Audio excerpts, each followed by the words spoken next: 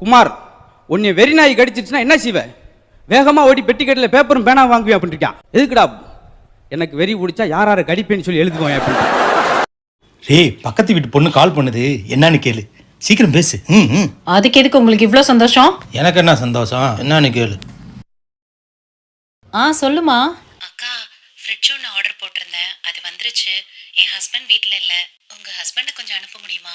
ஐயோ, அவர் இப்பதாம்மா வெளியே போறாரு, வரதுக்கு ரொம்ப லேட் ஆகுமே. நான் வந்துட்டேன்.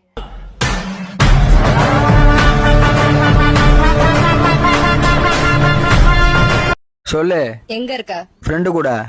ஃப்ரெண்டு கூட தான் இருப்பியா? என்ன எங்குமே வெளில கூட்டு போக மாட்டியா? உன் கூட வெளியே வந்தனா 10,000 ரூபாய்க்கு செலவு வைப்ப.